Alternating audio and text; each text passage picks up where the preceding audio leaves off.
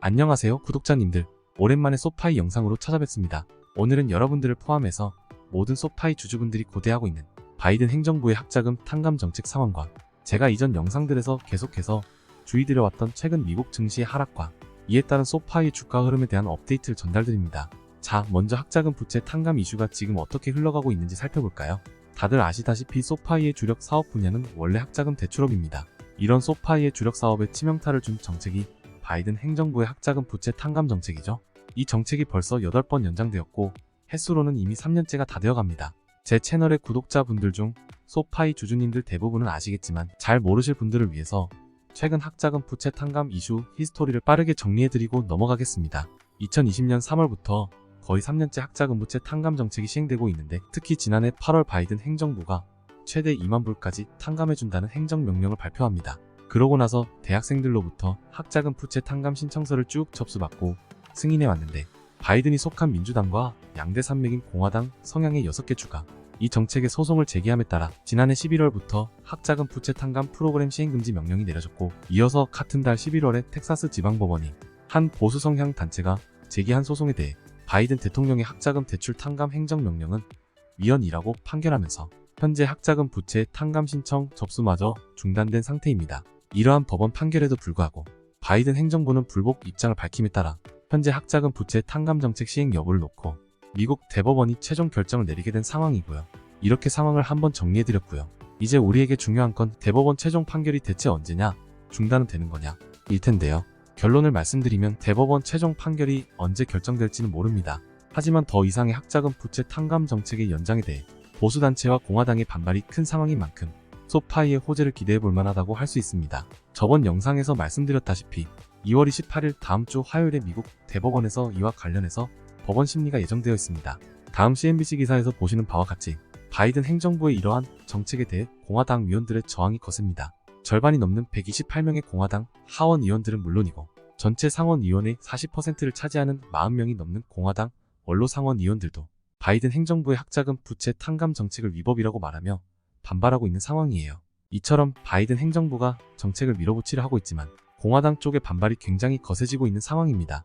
이러한 상황만 놓고 보면 전개와 떼놓을 수 없는 대법원의 판결 또한 이에 어느 정도 영향을 받을 수밖에 없으므로 이러한 점은 소파이 주주분들이 최종 판결을 긍정적으로 기대해볼 수 있는 부분입니다. 다음 기사에서 전문가들에 따르면 다음 주 화요일 법원 심리에 의해 최종 판결에 가닥이 잡힐 것으로 보이며, 고등교육 전문가 켄트 로이츠는 대법원 최종 판결 시점이 오로지 판사들의 판단 시점에 달려있기 때문에 최종 판결 시점은 불투명하다고 말하고 있습니다. 이에 덧붙여 켄트 로이츠는 지난번에 미국 교육부가 과거에도 이번 연장이 학자금 부채 탕감 정책의 마지막 연장일 것이다 라고 2번이나 말했지만 다시금 재연장되었었던 사례를 들면서 학자금 부채 탕감 정책이 또다시 연장될 가능성도 배제하지 않고 있습니다. 참고로 지난 11월 22일 미국 교육부에서 밝힌 바에 따르면 만일 6월 30일까지 해당 법적 문제가 해결되지 않을 경우 그로부터 60일 이후에 다시금 학자금 부채 상환을 재개할 것이라고 밝힌 바 있습니다. 그렇기 때문에 이번 대법원 판결에서 학자금 부채 탕감 정책이 위법 판결이 나지 않거나 또는 최종 판결이 6월 30일 이상 미뤄질 경우 8월 30일부터 다시금 학자금 부채 탕감이 재개된다는 뜻입니다. 따라서 아직까지는 최종 판결 시점과 결과가 불투명하기 때문에 다음 주 법원 심리 이후에 대법원 판결 진행 상황을 계속 주시해야겠습니다. 다음으로 소파이 주가 흐름을 살펴보겠습니다. 우선 미국 증시의 상황이 지난 소파이 영상 시점과 다르게 단기 하락 추세입니다. 다들 아시다시피 이유는 간단하게 말해서 물가지표가 예상치만큼 떨어지지 않았고 고용이나 소비지표 모두 높게 나오면서 연준의 강한 통화 정책에 대한 우려로 하락하기 시작했죠. 제가 올해 연초부터 증시를 밀어올린 강한 투심에 대해 말씀드려왔는데, SP500 차트를 보시면 제가 기존에 그려뒀던 하락 채널의 지지선을 주가가 뚫고 내려갔습니다. 그만큼 투심이 좀 위축되었다는 뜻이고 보다 가파른 하락이 있을 수 있다는 뜻인데, 하지만 그럼에도 불구하고 소파이 차트를 보시면 지난 소파이 영상에서 제가 그려두었던 매수 타점 6.3달러 부근의 지지선을 잘 밟으면서 버티고 있는 게 보이시나요? 게다가 한국 시각으로 오늘 새벽 수요일 애프터마켓에서 미국 증시에 상승 압력을 줄 만한 엔비디아의 어닝 서프라이즈가 있었습니다. 반도체 섹터를 이끌 만한 엔비디아 호실적에 더해서 젠슨 왕이 가이던스를 우리의 바람대로 AI와 엮어서 아주 좋게 말해주었습니다. 이에 따라 엔비디아 주가가 수요일 애프터마켓부터 어제 영상에서 말씀드린 1차 저항선까지 치솟은 상황이기 때문에 미국 증시 분위기를 어느 정도 환기시킬 수 있을 것으로 보입니다.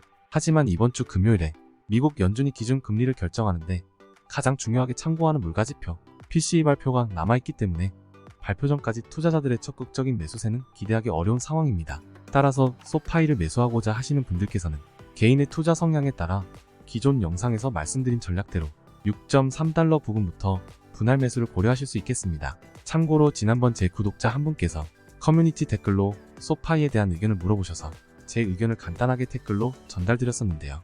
저 같은 경우 투심과 미국 대법원 최종 판결이 긍정적으로 풀릴 가능성을 기대하고 기존의 보수적인 매수 타겟 6.15에 더해서 댓글로 말씀드린 바와 같이 6.3달러에서 소량 추가 매수를 진행한 상황입니다. 한 가지 더 말씀드리면 저번 영상에서 말씀드렸던 소파이의 골든 크로스가 다음 주 중으로 발생할 확률이 높아 보입니다. 소파이는 사실 장기 투자로 접근할 종목이기 때문에 만에 하나 모종의 악재로 인해서 설령 6.3보다 더 떨어지더라도 물리신 분들은 너무 걱정하지 마시고 여러분들의 평단가가 우리 소파이 시이보다 낮을 수도 있다는 점, 그만큼 시의 손실 금액이 훨씬 더 크다는 점을 위안 삼으시면서 맛있는 김장김치 담궈두시 잘 묻어두시길 바랍니다.